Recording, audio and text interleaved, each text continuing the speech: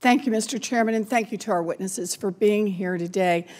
The nuclear deal between the United States, 5 other countries, and Iran placed Iran's nuclear program under limits and inspections so that it cannot develop a nuclear weapon. And so far, this deal has worked. But President Trump put it at risk when he unilaterally withdrew the United States and reimposed all the sanctions on Iran that were meant to be waived as a condition of Iran's compliance with the agreement. While the U.S. has violated the nuclear agreement, Iran has kept its part of the deal. Last month, the CIA director said, in reference to Iran, and I'll quote here, "At the moment, technically, they are in compliance." Ms. Creedon, do you agree with the CIA director that Iran is complying with the nuclear agreement? Senator, obviously, I don't have access to all the intelligence. Based on what you know?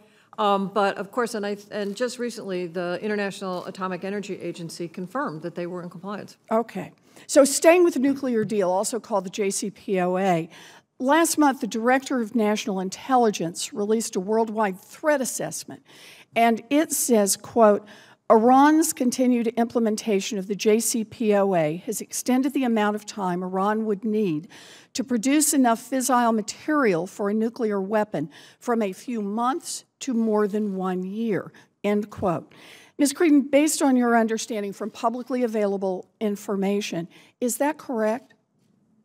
My understanding, Senator Warner, is that is correct, and there have been other articles to that effect as well that have been in the public. Okay, and this month, Vice President Pence urged our European allies to abandon the Iran nuclear deal. If this agreement collapses, would that complicate efforts to prevent Iran from developing a nuclear weapon? Senator, the whole purpose of the Iran deal was to ensure that Iran wasn't able to produce the fissile materials necessary to get a nuclear weapon.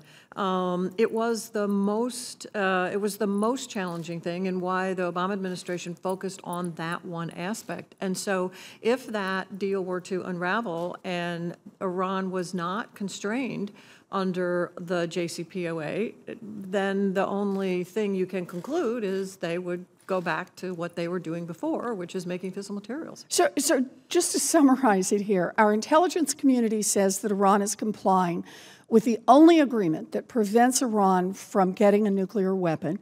This agreement has made it harder for Iran to get a nuclear weapon. And then President Trump walks away from the deal with no backup plan. This just doesn't make any sense. The nuclear deal is still working, so I think enforcing the current deal to prevent Iran from getting a nuclear weapon is a whole lot better than no deal at all. Thank you. I have one other question in my time remaining that I'd like to follow up on, and that is, follows up on Senator Peters' question. The New START treaty with Russia currently imposes limits on our 2 countries' strategic nuclear arsenals, and it provides us with valuable information on Russia's strategic forces. This treaty can be extended for another 5 years until 2026 if both of our governments agree to it. In a hearing on worldwide threats last month, the Director of Defense Intelligence Agency said that Russia is complying with the New START treaty. The State Department has reached the same conclusion. Ms. Creedon, based on publicly available information, do you agree with the Defense Intelligence Agency Director and the State Department?